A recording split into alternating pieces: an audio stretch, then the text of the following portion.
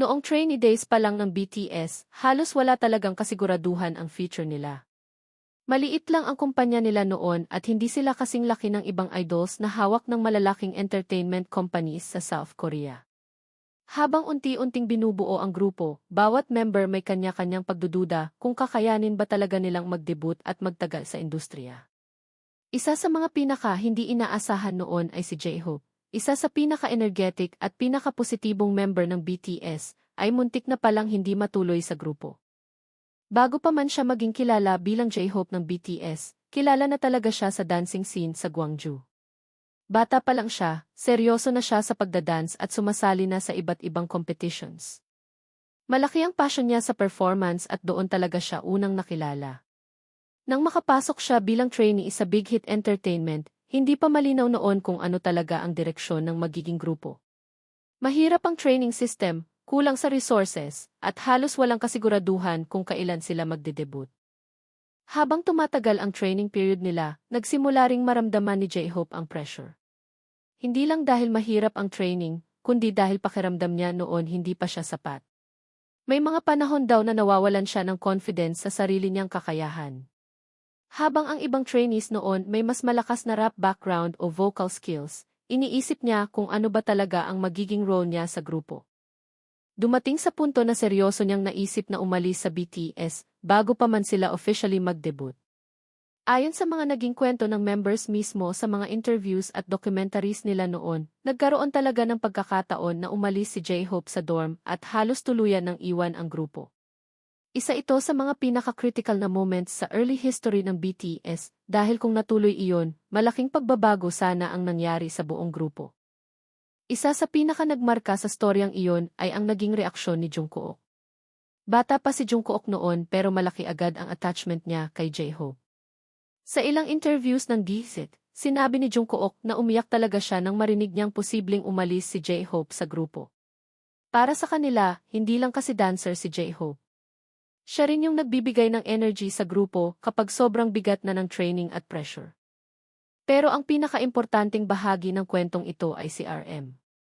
Ayon sa mga naging kwento ng members, isa si RM sa talagang kumausap kay J-Hope para kumbinsihin siyang manatili. Naniniwala raw si RM na hindi magiging kumpleto ang BTS kapag wala si J-Hope. Alam niyang may unique na role si J-Hope na hindi kayang palitan basta-basta. Hindi lang bilang performer kundi bilang tao sa loob ng grupo. Eventually, nagdesisyon si J-Hope na bumalik at manatili sa BTS. At kung iisipin ngayon, mahirap nang isipin ang BTS nang wala siya. Siya ang naging isa sa strongest performers ng grupo at isa rin sa pinaka-stable pagdating sa live performances. Habang tumatagal ang career nila, lalo pang nakita ng fans kung gaano kalaki ang contribution niya sa success ng BTS. Hindi rin nagtagal at nagsimula siyang makilala hindi lang bilang dancer, kundi bilang rapper, songwriter at producer. Isa sa pinakamalaking turning point sa individual career niya ay nang ilabas niya ang mixtape niyang K-Hope World noong 2018. Doon mas nakita ng maraming tao yung sariling kulay ni J-Hope bilang artist. Mas bright, experimental, at mas personal kumpara sa image niya sa BTS. Pagdating ng 2022, lalo pang lumawak ang career niya nang maging kauna-unahang South Korean artist na nag-headline sa Lollapalooza sa Chicago. Marami ang nagsabi noon na malaking historical moment iyon hindi lang para sa kanya, kundi para rin sa K-pop industry. Mula sa trainee na muntik nang umalis sa grupo, naging isa siya sa pinakarespetadong performers sa international stage. Habang nagmi-military enlistment ang BTS members nitong mga nakaraang taon, naging malaking topic din online ang future ng grupo. Pero kahit magkakahiwalay sila temporarily dahil sa military service, paulit-ulit na sinasabi ng members na hindi pa tapos ang BTS. At isa si J-Hope sa mga pinaka-active pagdating sa pagpapakita ng support sa members at fans habang nasa military service siya. Ngayon, isa sa latest updates tungkol kay J-Hope ay ang tuloy-tuloy niyang pagbabalik sa public activities matapos ang military service niya.